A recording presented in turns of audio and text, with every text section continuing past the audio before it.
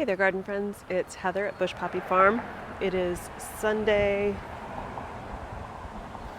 August 7th, about 6 p.m. I know I've been quiet on here a while, but because I've had COVID for the last week. So, finally starting to feel a little bit better. And I figured when I came out here this evening to harvest all the greenery for tomorrow's bouquets, I would give you a quick garden tour with some interesting updates about what's going to happen here this fall moving forward. So yeah, let's start the tour with the tomato patch. As you can see, tomatoes are doing great. We've got lots of fruits. I have been harvesting on them, so just because there's not a lot of red on here right now, mostly that just means that I've been picking them as they've come along. But they're doing well, and we've had cooler than usual temperatures this whole summer.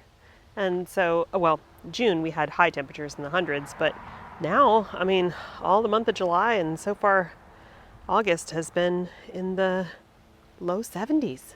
Very strange. So the tomatoes are continuing to fruit and set fruit, which is great because when it gets too hot, they stop doing that. So hopefully I'll get a nice harvest this year completely. This is a new blueberry bush that I got to go with our other two. This bed was the garlic bed. It's got a couple of struggling peppers in it, but then I also planted some winter squash and a melon, and they're coming along. This guy's starting to flower. So over here again, pomegranate, one more year of no fruit. This guy is going to get relocated along with some other fruit trees to a new location, and I'll tell you about that in a minute. The grape back here, beautiful, but no fruit. This guy, thornless blackberry, and this one too, huge. Been harvesting on it. There's another one over there. We've been getting, a pint every couple days, so that's nice. Sweet potatoes, doing okay. They were doing great, and then a rodent came in and ate all the leaves, but they're still trying to come back. This is the bean bed with a winter squash that I direct sowed, so I'm super stoked. I don't even know what it's going to be. I can't remember. But these beans are looking wonderful. They are purple potted, as you can see. So this is a bush variety, and this is a climbing variety, and it is flowering and already really tall. Apologize for the helicopter. The zucchini and cucumber bed still doing well. I'm, not prolific, but I am getting fruits. I've been able to pickle a couple jars of cucumbers. There's another one there. And the zucchini is slacking off finally, but that's fine because we've had lots of zucchini bread. Still producing though. See? There's 3 fruits in there right now. Pollinator bed, looking pretty much the same, but, still pumping out flowers. Tonight I'm going to harvest a bunch of this for bouquets, nice and long stems, and it's fragrant. That's a it's a variety of lemon balm, so that'll smell really nice.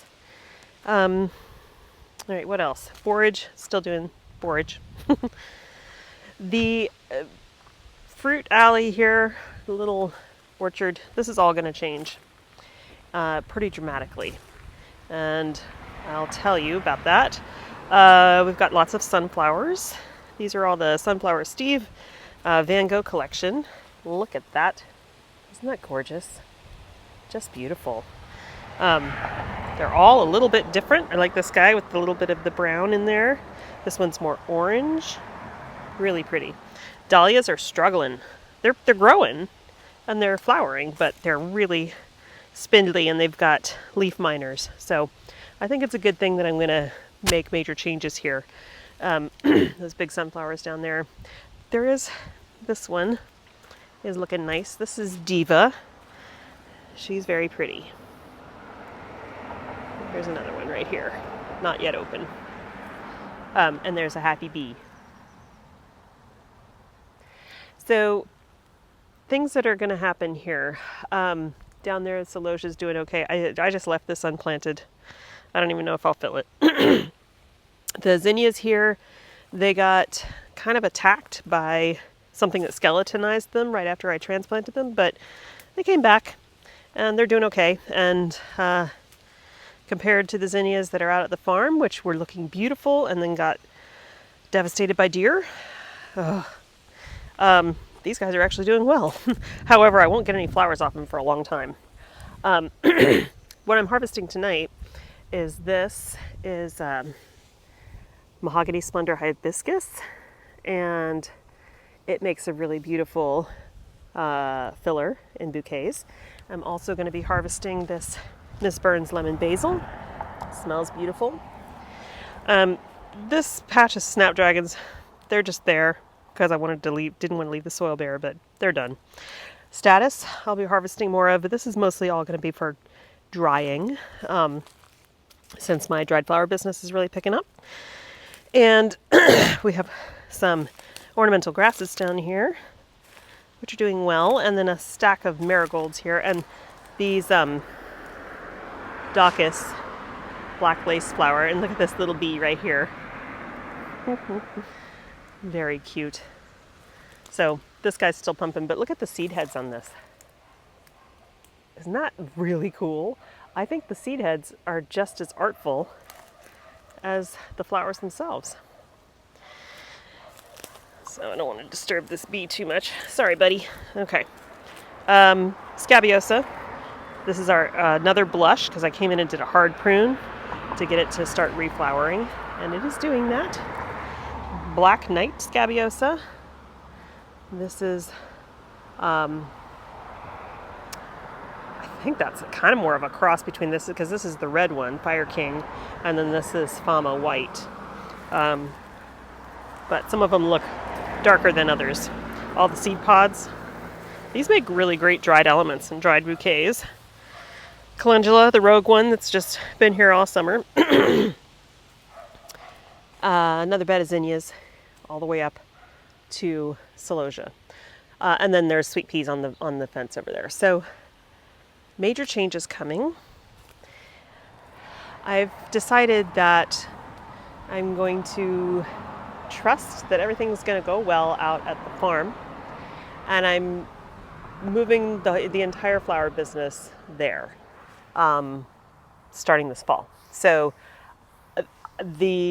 this area here in the home farm, which I'll just start calling the garden, so it'll be a lot easier to distinguish. There'll be the farm, which is the flower farm, and then the garden, which is our permaculture garden. So I'm going to be using permaculture techniques and major brain fog.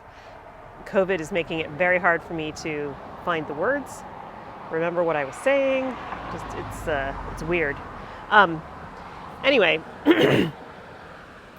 when I'm done harvesting at the end of September, my CSA will be over at the end of September. And so at that time, no matter what's still left in the field, that all gets pulled up. And normally I would be planting I'd rebuild the beds and start in October planting for next spring. That is what's going to happen out at the farm. I will pull everything at the end of September that's still there, all the annuals. And then I will I will redo the beds, in other words, broad fork them, add compost and any amendments that I need to add to get the soil where it needs to be. And then I will fall plant all of my early spring blooming annuals. Here, I will also be doing something similar. However, it will be largely food. So I'm going to convert this area, which is actually a really large area for growing food, into our permaculture garden. And there will still be some row beds, but the shape is going to change. So the main difference is going to be chickens. I've been wanting chickens for a long time. I just haven't had a place to put them that was, number one, safe, that I could make safe, and that was flat enough. Every other place on our property is steeply sloped. And so this area where I've been growing all my flowers for my business has really been the only place I could put chickens. But I didn't want to give up any square footage to chickens because I needed it all for flowers. Now that I have other growing space, I'm going to do what I had originally wanted to do. And so here's the plan. Okay, what you're looking at here is the north end of the garden. You can see there is a bed here along this line on this back wall, the north facing fence. There is a row of yarrow and stuff like that. And then we've got these 1, 2, and 3 beds. What I'm going to do is the first 10 feet, so there's 17 feet from this post to that corner post over there.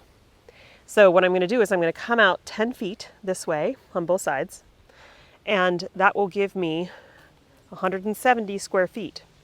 That is going to be fenced in with a gate, and I'm going to set up a deep mulch chicken permaculture system. So we will fill the whole area with 10 to 12 inches of wood chips. And, where I'm standing now will be chicken run. And so inside here, they will have a coop, and I'm talking probably only maybe 5 chickens max. They're going to have a small coop that is on wheels that I will move around in this section, in this space here, so that their manure will drop. At night is when the biggest manure load happens in one spot. So that will happen in a different spot every other night. And then I'll just move along. But the chickens, throughout the course of the year, of me throwing scraps from the garden, which will be right here, over the fence for them to eat, as well as feeding them, obviously, they will produce, with all their scratching in the wood chips and stuff, they will produce an amazing compost. And it will be immediately usable. I mean, not immediately, but when they're done with that, it will be usable right here in the garden. So it's a circular system, right? You take scraps and stuff that clippings and whatever from the garden, you toss them over the fence to the chickens. The chickens do their work. They convert that into compost, and the compost comes out of the chicken coop back into the garden. So that is the plan for chickens. So that means we're going to lose some bed space, but that's okay because these beds are 40 feet long. So losing 10 feet, not really a big deal on any of these beds. But I'm going to widen this bed that's against the fence. Right now it's only 1 foot wide. This is going to become 3 feet wide.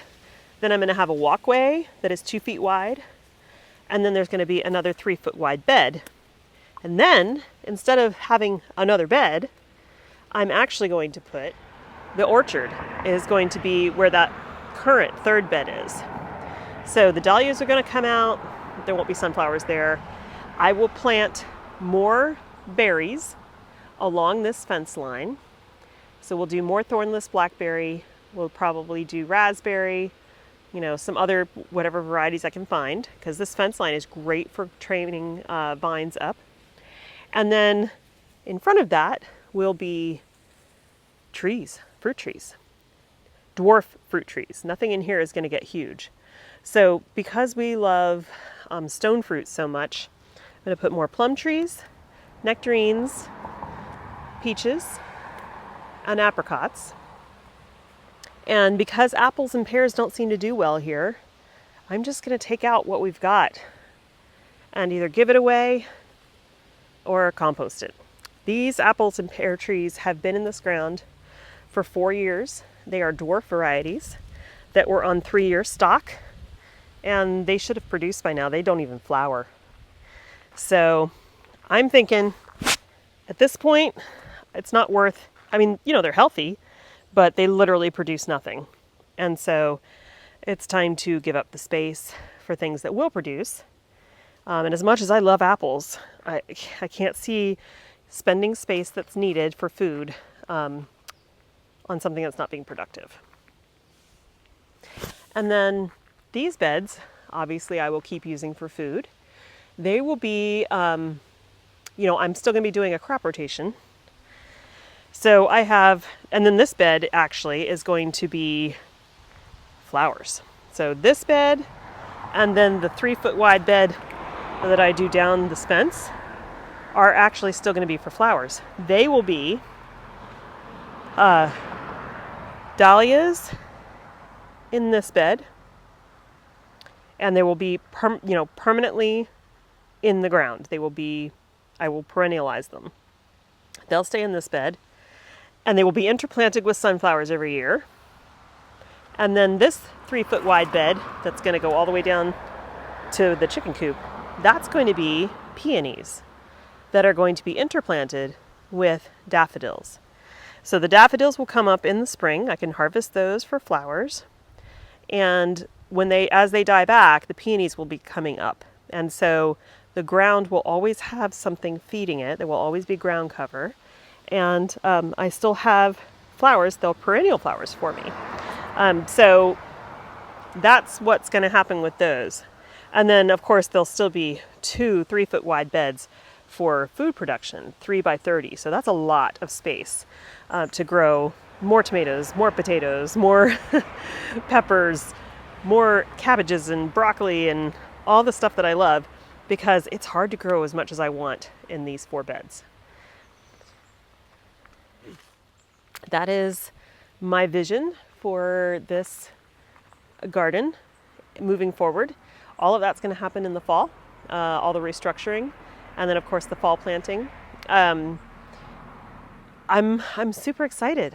I've been wanting to do this kind of thing for a long time, and I'm really happy to have the space at the farm to carry my business forward, because it is definitely continuing to grow.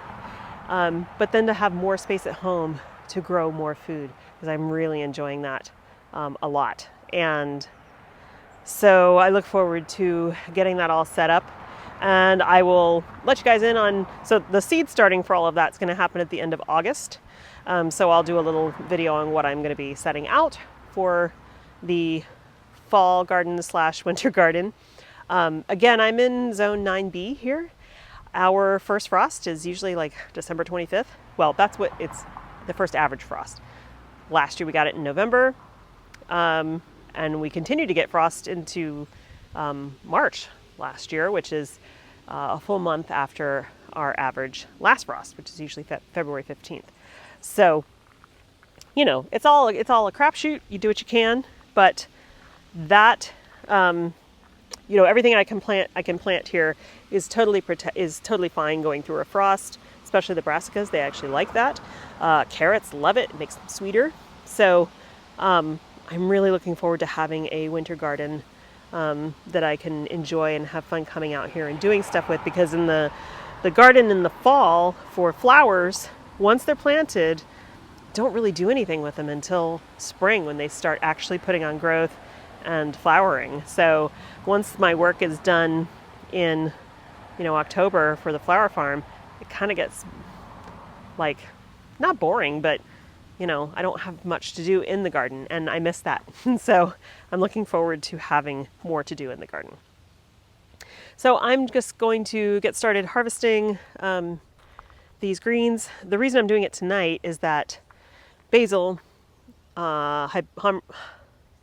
Mahogany, Splendor, Hibiscus, they wilt something terrible. You'll cut them, you put them in your bucket, and they're just droopy. And it takes like 12 hours for them to rehydrate. So I'm cutting them tonight, Sunday night, so that tomorrow afternoon when I start to build bouquets, they'll be nice and perked up and they'll look good in bouquets. They won't look like a droopy mess. So that's going to be it for me tonight. I'm going to get this harvest done, and then I need to go inside and rest. Still trying to recover. Tomorrow morning I'm going out to the farm for the first time in over a week at like 7 a.m. to harvest flowers there for the CSA bouquets. I'm a little worried because Griffin told me that the deer have really been decimating a lot of things. I hope I have enough flowers this week. I hope they haven't eaten everything.